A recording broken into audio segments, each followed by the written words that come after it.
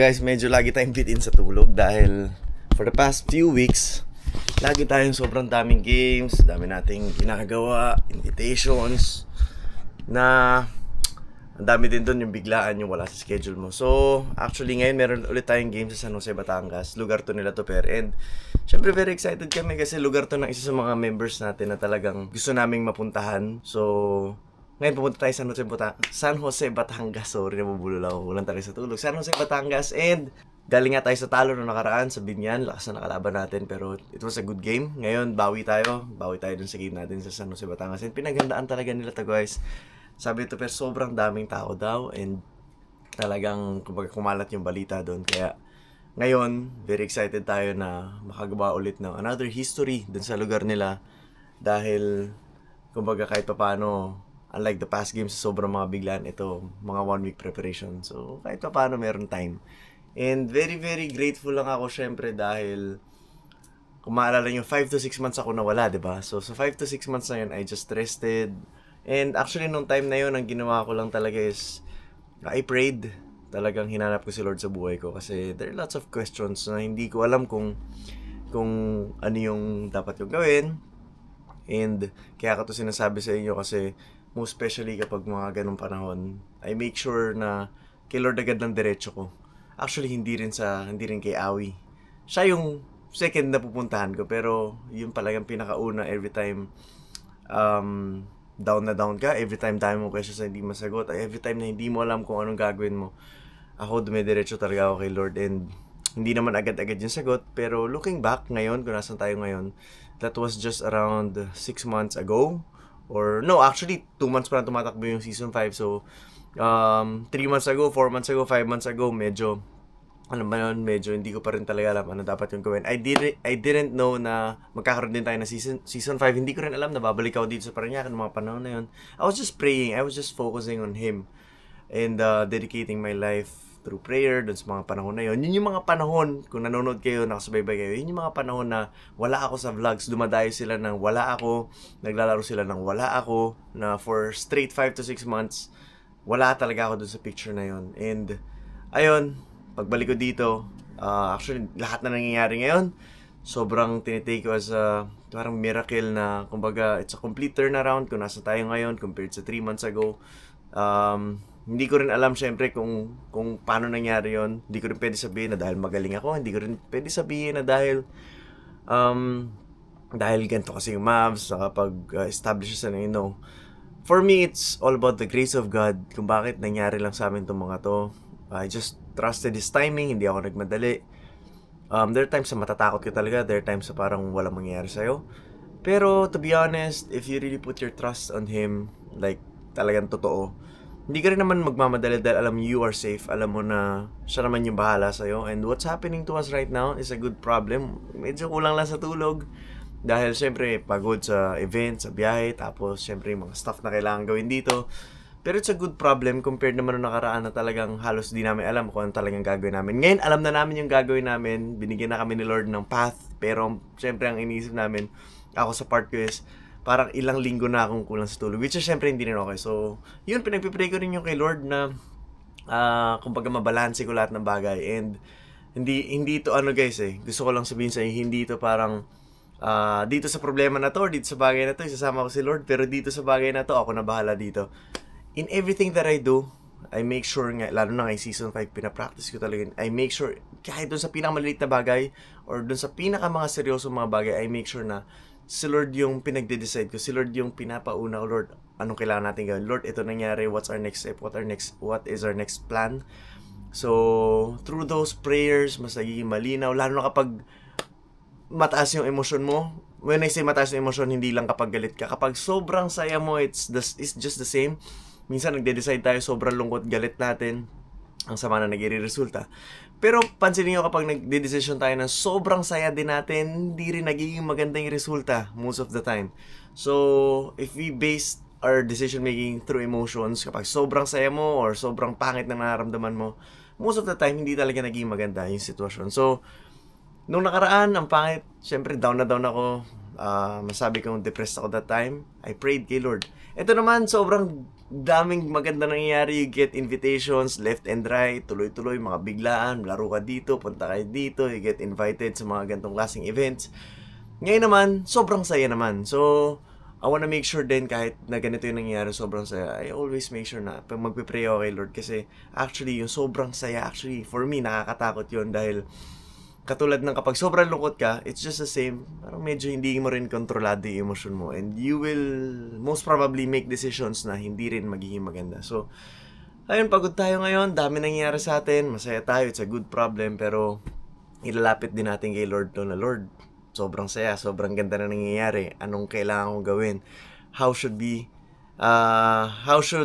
I lead the group? As a leader, equip mo ko ng wisdom, ng knowledge kung paano ko gagawin to. Dahil kung ako lang, mag-base lang ako sa nalalaman ko, which is, yun yung sinasabi ko, you do not lean on your own understanding. Lagi may pag-pray kay Lord dahil sigurado pag nag-base ka sa nalalaman mo lang, magkakamali ka. And yun lang gusto ko sabihin sa inyo guys before tayo dumayo ngayon. Dahil itong dayo na to, yung mga nakaraan dayo natin, like what I said, it's a very big blessing na dati wala sa amin 3, 4, 5 months ago, 6 months ago wala sa amin yun. Ngayon binless na tayo ni Lord. I want to pray for the right knowledge, wisdom, capacity as a leader para magawa to na maayos na manggagaling din sa Kanya. So, mag-prepare na tayo and I hope you get the message guys dahil very important yon. And ngayong season 5 kung susubaybay ka, I hope hindi ka lang sumubaybay sa games. Subaybayan mo rin yung spiritual life namin as a group na hopefully, dahil sa vlogs natin, makilala mo rin si Lord sa buhay mo.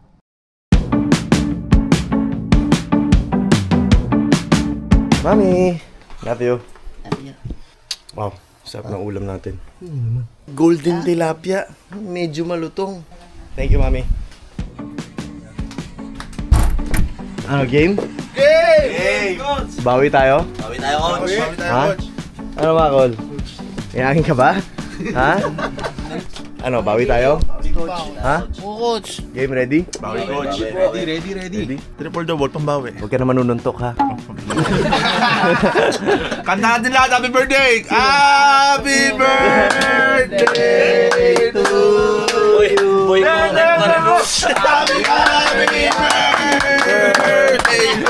Pare, may bakatang lyrics eh. Iba rin yung timing mo. Ano, bawi tayo? Bawi tayo, coach. Ha? Bawi po tayo. Akala mo pang NBA ah. Magwapo tayo ngayon, may bago tayong shoes eh. Mo pala no. Susutin mo ba yun? Opo. Okay naman, ano din? Pre, bagong Tama ka na, wala ka nung nakaraan. Coach. Oo, talo tayo. Talo tayo nakaraan. Talo tayo nakaraan. Like hook kayo gab-gab. Pero pinagsabihan natin yan, Gab ha. Next time na gawin mo yun. Okay? Sa boxing ka na isasali. Kita tayo muna mga 2027. Okay, so guys, ngayon punta tayo kala to San Jose, Batangas. Kaya let's go.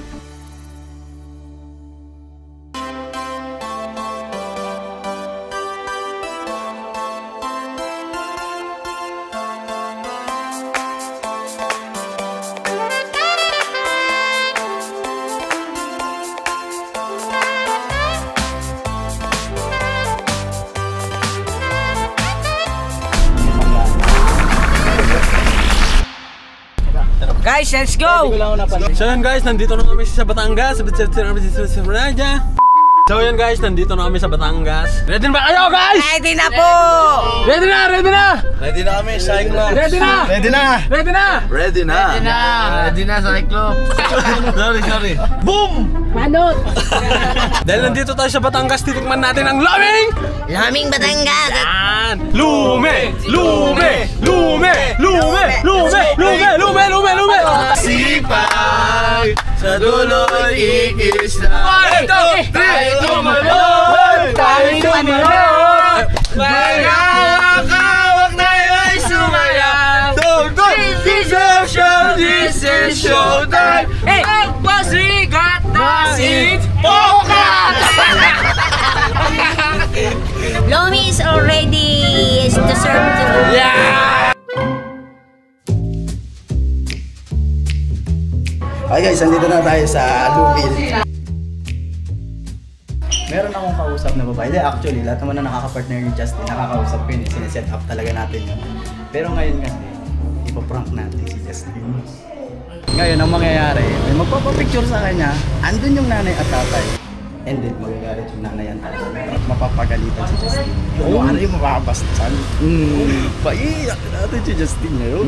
Ako, humanda ka, Justin! Yari ka ngayon sa amin. Sorry to eh. Pero mahal ka namin. Paiyakin ka muna. Yan tayo, inagaan lang kami ni Gato. Sinabihan lang kami. Pero ang maganda kasi dito kuya. Maganda nga yung ganun kasi minsan kasi yung kakulitan niya super. Ngayon, kasampulan ka na. Ito ang eleksyon mo, Tutoy, sa Batangas. Kap Edwin guys, siya yung kapitan namin dito sa Barangay Lubid. Ready na? Ang mangyayari, tapos na kasi sila kumain. Magpapahinga kami, habang nagpapahinga kami, sisingit na kayo. Pwede ba magpa-picture yung anak ko kay Justin? Tapos patatagalin lang natin kasi makulit talaga yun. Pag medyo sumusobra na, naramdaman yung sobra na, Tutoy medyo medyo nakakabastos eh. Tapos talagang papataasin yung bakit kayo ganyan, tinanggap namin kayo. Binilit pinakain namin kayo, tapos ganyan yung gagawin nyo sa anak ko. Parang ganun. Para talagang Galit na galit po ang parang part. bumawakan kasi ayusin mo yung mga kasama mo. Ganun yung inaantay natin. Lagot ka, just... Para paniwalang si Justin. Kasi gusto lang din namin na testingin to kay Justin. Kasi Justin, masyado kang makulit minsan sa dayo. So, bibigyan ka namin ng leksyon niya eh. So, si Cap Edwin. Shout out po kay Kuya Sir Edwin. Siya po yung kapitan namin. Thank you sa pag-asikaso po dito sa amin. Okay, sige. Thank you po. Ang gagawin, dadaling ka ni Cap, papunta sa kwarto. Yung magpapapicture ka kunwari. Si Tin makulit talaga yon. Sasabayan mo lang. Pag medyo kumulit na siya, nasobra na, dun ka na ma-o-opta. Kasi makulit talaga yon. Kailangan mo lang sabayan yung kulit ka. Pag may bana siya, banatan mo lang doon. O kaya punchline ka, makipagbiruan ka. Pero pag sumobra na, dun na papasok sa kapitan. Ganun yung mga Tin, sorry love you, sorry. Okay, game. Pangalan mo? Hazel. Hazel Ann. Betty. Okay guys, kasama natin si Hazel. Let's go!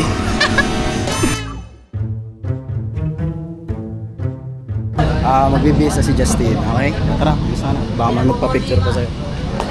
Okay guys, magbibihis na sila ng jersey kasi pupunta na tayo sa court. Okay? Bihis na kayo, pupunta na tayo sa court, okay? Sige, behave lang ha. Yan. Ha? Isang rank na to. Isang rank na, Justin, sorry. Pag nakabihis na sila doon, sila sa holding area, start na natin yung mga malalagim nating plano para kay Justin. Matik yan, naka-ready na lahat. Yung iyak mo na lang hinihintay. Yes, go! Guys, listen. Gab, lapit. Okay. Though wala dito si Miko, si Maki, saka si Coach. Pasunod na naman sila eh. Ang sa akin lang, pasayahin niyo yung mga kababayan ko, mga kabarangay ko. Okay, guys? Gusto ko, pag pumupunta tayo dito sa amin, babalik tayo dito sa amin, may mga bago tayong kaibigan. Yes. Yun ang goal naman natin habang dumadayo. Pero gusto ko, pagdating nyo dito, pag bumalik kayo dito, talagang sobrang welcome nyo dito. Okay? So, yun yung sa akin, yun yung request ko. Jeff, Gab, yung nangyari nung nakaraan na, pangako mo sa amin. Sobra po. Ulitin mo. Mamali ko. Hindi. Ulitin mo. Gabang tulong ano na yun? Ay, yes po. Papapicture lang kayo. Ay! Bigay na po kayan. Sige. Picture lang, picture. Hindi, naka-jackpot ka. Yun o, talagang... Okay, game. Picture? Ay, sige. Ayusin mo kasi. Pinupupuyakan eh. Anak ng...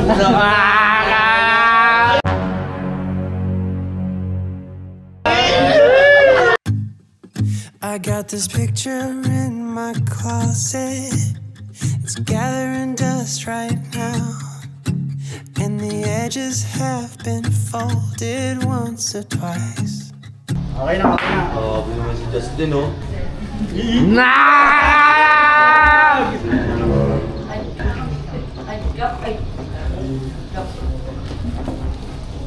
Ba't ka nagmahal? Ano? Sabihin mo. Ano? Hindi, nilakbayan yung anak ko. Oh.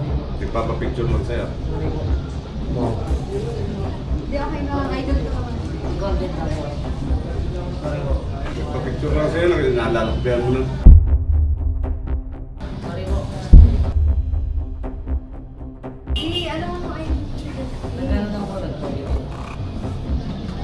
Wala ka bastos ka. Hindi ka, ano lang, video lang. Ano lang naman po. Video lang po. Video lang. Content lang po. Ano lang, normal naman po sa ano. Normal ba yan? Nakabastos yung anak ko.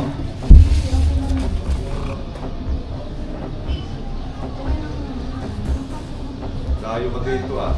Hindi, ano po, akin po, pasensya po. Sensya na po kayo. Sensya na po. Sa content lang po. Content lang po, Kap. Bata lang naman po. Bata pa ba yan?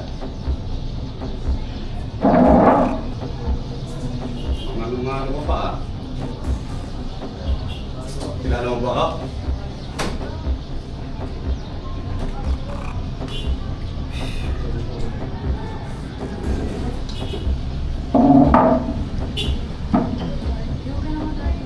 Picture lang sa'yo, pinabastos mo na. Anong hindi, nalakbayan mo? Hindi, huwag yun naman po ano. May naman.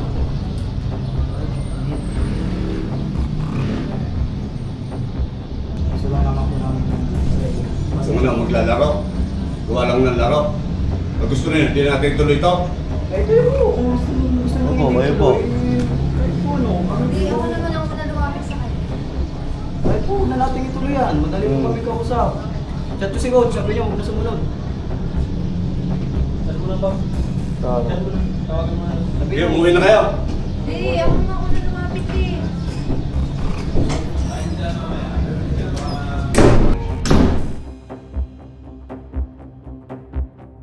Kasi pang hindi mo po sinasadya na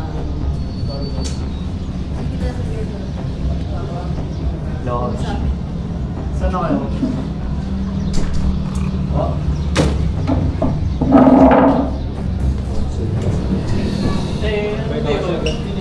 Yung kapitan daw po dito. Medyo nagkakaroon kasi. Hindi na daw po ata itutuloy yung laro. Try kong kausapin, Coach. Kung ano mangyayari.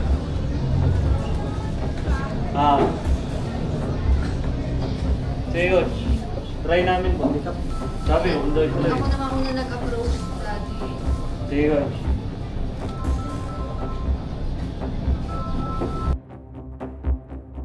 Sabi ni, stop. Hindi ba dito? Parang nga yun. New post comment.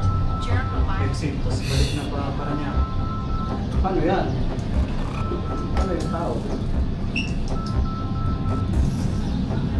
Kasi ito yung minsan. Dati kasi.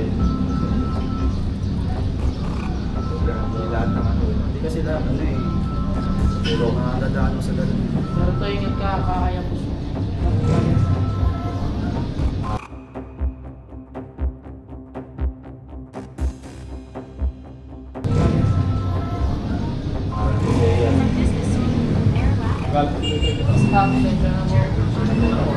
Ayos na.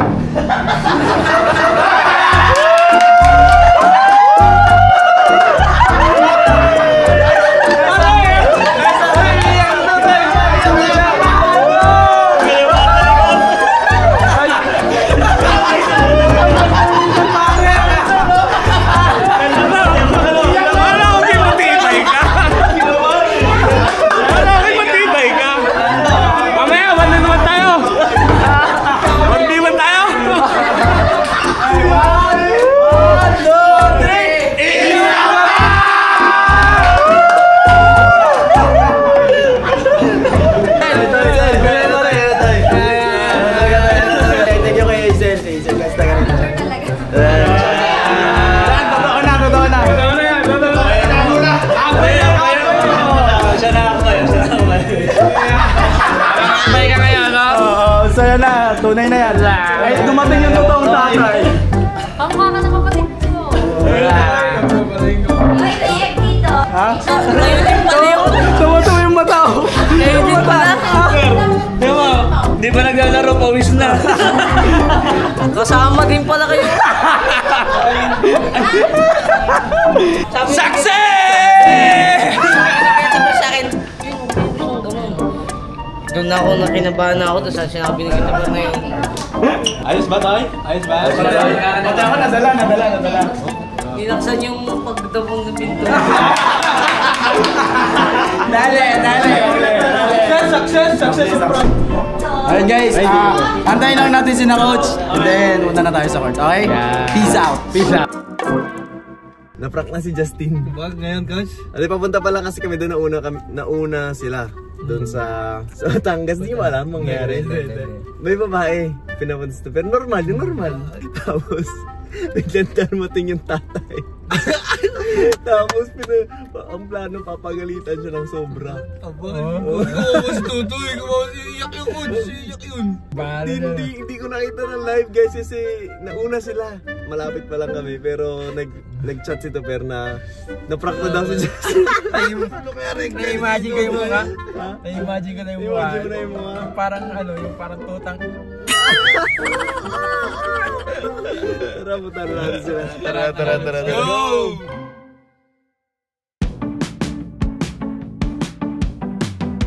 Okay, so guys, nandito na tayo. Kakamusta natin si Justin sa kung ano nangyari sa kanya dito habang wala tayo. Kamusta po si Justin? Umiiyak po. Umiiyak. Pati na ako nagulat. Yun! Kamusta ka? Coach, wala, nadali ako dito. Iyak. Coach, naprank ako. Ayos ba? Hello, my friend. Oh. Kayo ba, set lang ba, coach? Hindi pa kayo nakakabawi. Mahihina kayo. Gulat ng mga to din. Ano? Hanggang ngayon, hindi pa nakakabawi. Paalis muna ako. 1 week ako wala. Baka babawi na to. Malapit na eh. Sabi sa akin ni Kap po. Pag sarado ni Kap. Tapos punta na ako dito. Umagan na ako. Sobrang nakakagano ko dun ah.